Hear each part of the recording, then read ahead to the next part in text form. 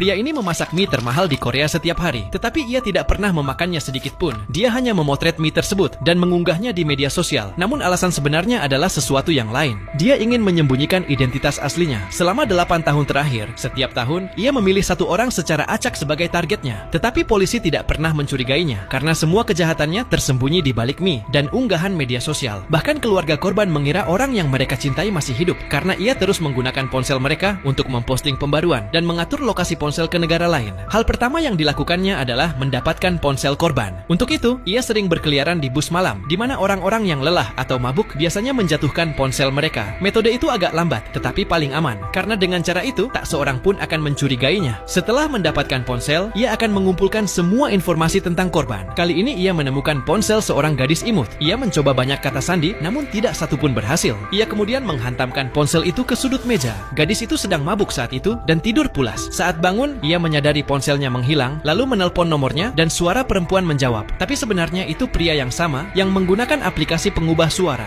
dan mengatakan bahwa ia menemukan ponsel itu di bus, tapi ponselnya sudah rusak. Kemudian ia memberi alamat toko reparasi ponsel dan menyuruh gadis itu untuk mengambil ponselnya di sana. Gadis itu tidak curiga sedikit pun. Ia pergi ke alamat yang diberikan. Itu adalah bangunan tua terbengkalai yang hampir tak ada orang yang datang. Saat masuk ke toko, ia melihat ponselnya dan layarnya memang rusak. Penjaga toko yang sebenarnya pria yang sama memberinya sebuah formulir. Ia harus mengisi semua detail di dalamnya. Yang paling penting adalah kata sandi ponsel. Gadis itu ingin ponselnya cepat diperbaiki, jadi tanpa pikir panjang, ia mengisi formulir tersebut. Sekarang pria itu memiliki semua informasinya. Ia mengganti kamera ponsel, memasang layar baru, membuka kunci ponsel dengan kata sandi, dan diam-diam memasang sebuah virus di dalamnya. Sekarang setiap data gadis itu akan langsung terkirim padanya. Sebelum pergi, gadis itu bahkan berterima kasih. Ia tidak mengetahui bahwa sekarang setiap tindakan, setiap panggilan, setiap pesan, bahkan arah kamera ponselnya sedang dipantau. Dalam beberapa hari, pria itu tahu semua tentang kehidupannya, dari kebiasaan, percakapan, bahkan rahasia yang tak ia sadari sedang direkam dari ponselnya. Di malam hari saat gadis itu tidur, pria itu mengendalikan ponselnya dari jarak jauh. Ia memeriksa semua pesan dan aplikasinya. Setelah mengumpulkan semua informasi, pria itu mulai merencanakan langkah berikutnya.